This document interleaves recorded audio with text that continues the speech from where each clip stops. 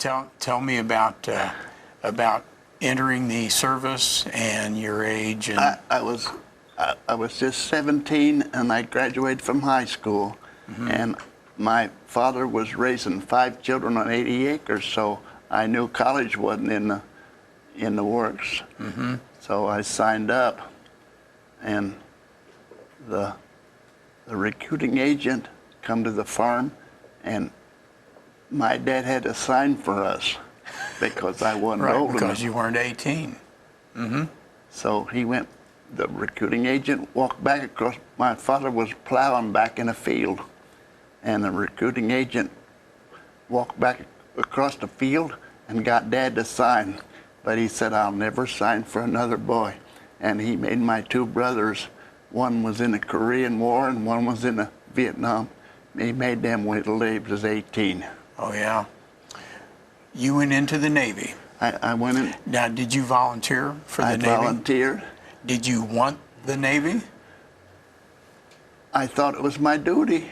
Okay, absolutely. And so a few days later, I went to Annapolis on a Greyhound bus, and they sent me to Great Lakes to boot camp, and which I learned a lot there. I want to tell you one thing. They asked who could type, so I volunteered because I took typing in high school. Oh, all right. So they said, we're going to make you chaplain's assistant. So I said, all right. That's unique. My job was to open the letters and type for him. And so one day he got a letter from a mother said her son hadn't wrote, why not? So I thought, well, I better tell him. So I told him, and you write to your mama. So a few days later, the chaplain called me in and he said, did you tell him? And I said, yes. He said, that was private information. I'll have to let you go. So. Well, would the chaplain have notified him? The chaplain would have notified him. That was what he was supposed to do. Okay, okay. So you just went a little bit ahead of yeah, and that was going to happen anyway. He was probably right, but I thought I was doing the right thing. Yeah? But from there, they sent me to Norfolk, Virginia, to a troop ship, the USS Randall. And when I first went in the service, I was supposed to go from 17 till I was 21. But that never happened, but I'll tell you about it later. Oh, okay. So when I first got on a troop ship, I was a seaman. It seemed like all we done was chip and paint and chip and paint and chip. But eventually I made first-class seaman, and then boatswain's mate third class, and boatswain's mate second class. Outstanding. And they made me a coxswain on a landing craft. We had 13 of them on our troop ship. Yeah? Was that made of plywood? Yeah. Okay. And went to a lot of places. Italy, France, Puerto Rico, Cuba. We went up, we took a survey party up in the Antarctic. Oh, you did? One of the things I wasn't real proud of is how much I drank when I was in service. That was too much, but... Well, a lot of guys kind of do that. I haven't drank since I got out. Haven't you? So... A lot of guys get a little bit carried away. Yeah. Their first opportunity away from home, no one supervising them that's going to stop them or tell them don't. I guess I went from a small boy to a man in 5.5 years. Yeah, pretty quick. But the next thing I can remember is I was supposed to get discharged. So they left me in a recruiting station in Philadelphia, and 13 days to get discharged, the Korean War broke out. So they froze all discharges. Oh, Okay, so they held on to you. Yeah. So I went, I had 30 days leave I was going to get paid for. So I come home and picked up my sea bags and went back to the same ship. I served the rest of my time on the same ship. Oh, you did? Now, did you stay as a coxswain for the landing craft? Most of the time, I was in charge of the paint locker. The last, I didn't have to paint or chip. Oh, all right. And That sounds like an upgrade. yeah, I went through the Panama Canal twice. Did you do exercises with the landing craft at times? All different places. We made one trip to Korea. Okay. In Korea, we took one load of soldiers over there. The thing I was the proudest of was I've been married to her for 64 years. And 4 years ago, I went on the honor flight Oh, you did? To Washington? Washington, D.C., and 3 years ago, in a centennial, I was chosen to carry the torch. Oh, you were? That's outstanding. What an honor. I was so proud.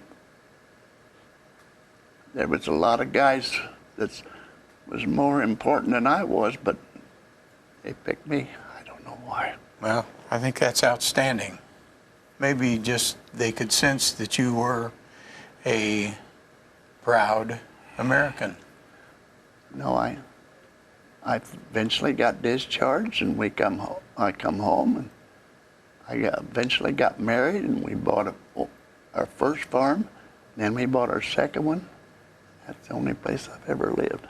Is there any special memories from the time that you were in the Navy that you could share with us? I want to tell you, we had a brig on the ship, and it was a small brig.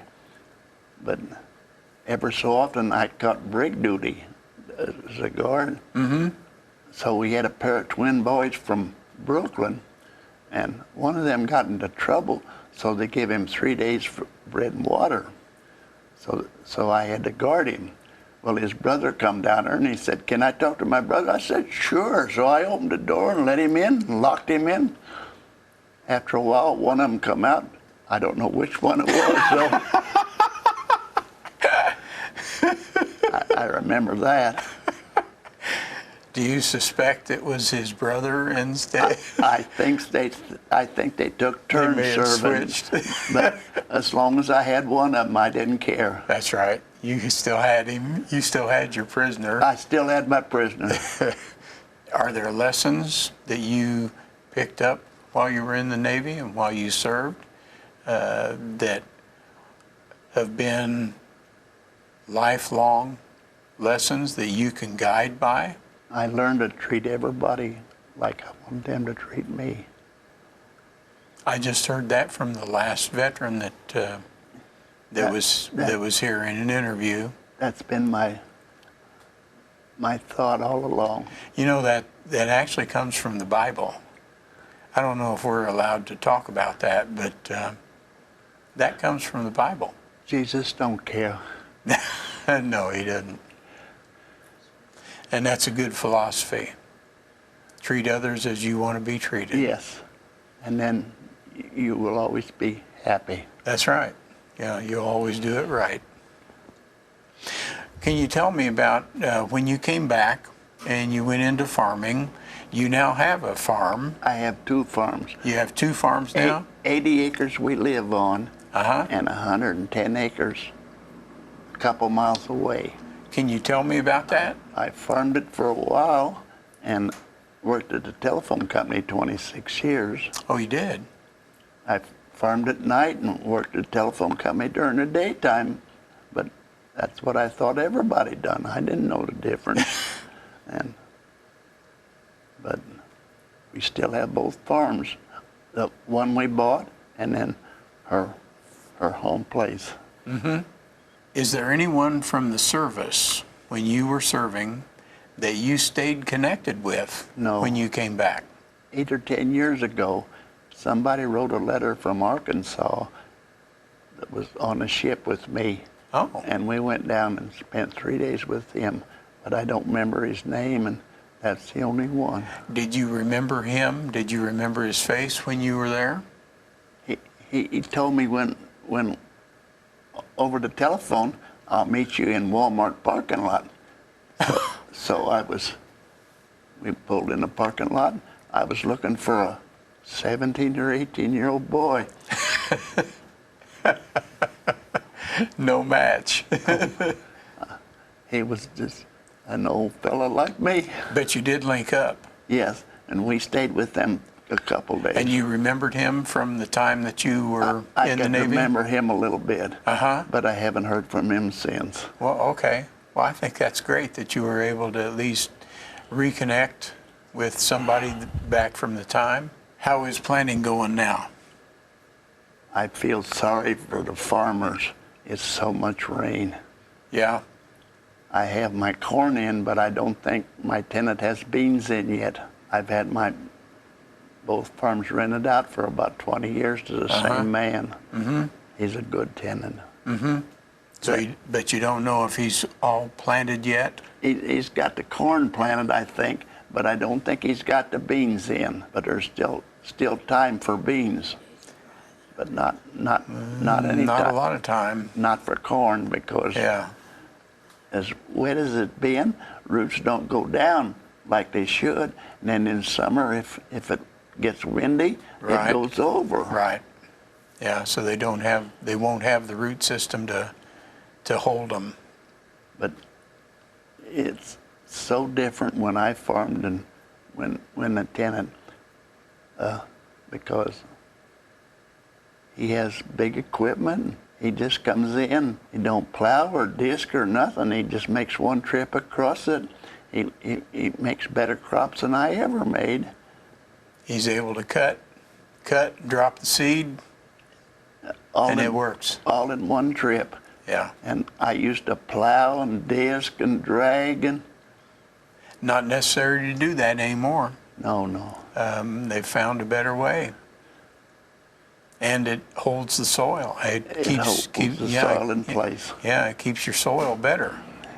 Well, is there anything else that you would like to bring out, that you'd like to talk about for? Not necessarily. I just want to thank you for inviting me to do this. Do you remember any humorous situations in the Navy other than maybe the the switch of prisoners? I remember one, we was to take the soldiers into the beach, you had to go in across sandbars, and you couldn't turn around inside because the waves would dump the boat over, so you had to back off them. Okay. Well, I don't know where that was, maybe Cape Hatteras or someplace, because Cape Hatteras was rough.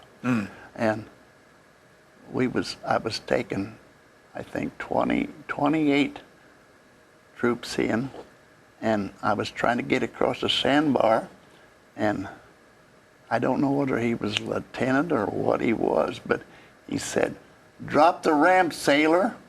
And I said, "I'm not in there yet." He said, "You're far enough. It's not that deep." I said, "Yes, it is." He said, "Drop the ramp."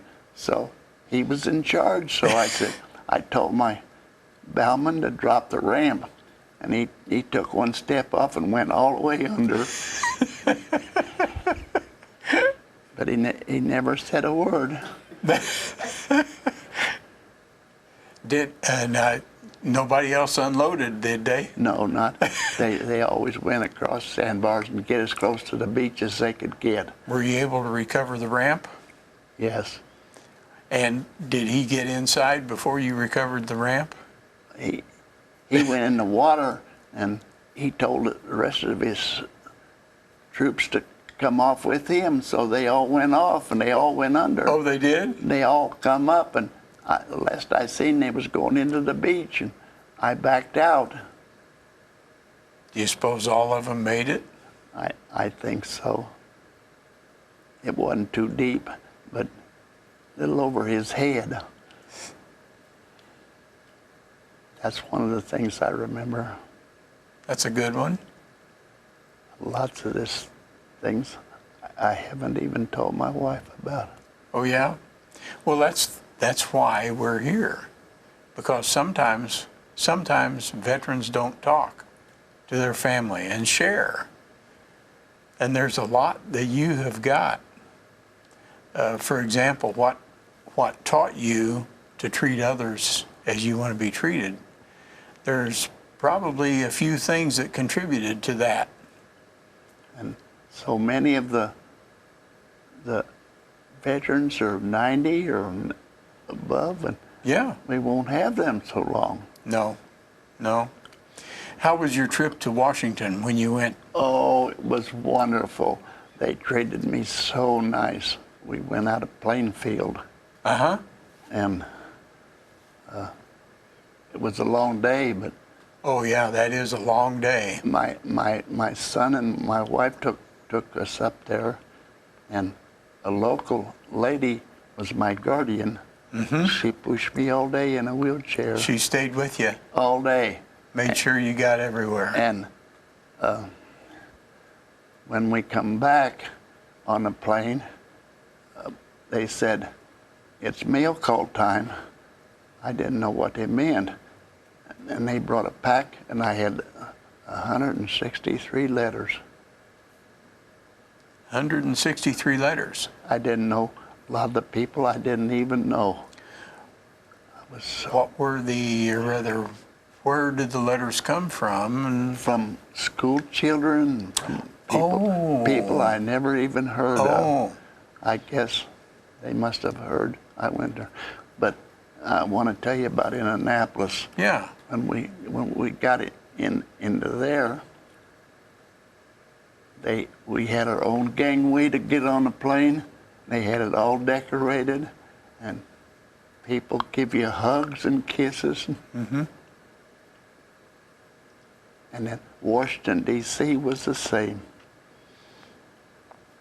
And in Washington, they took us, we had a guide that, she stayed on the bus all day. We went around all the places. Mm-hmm.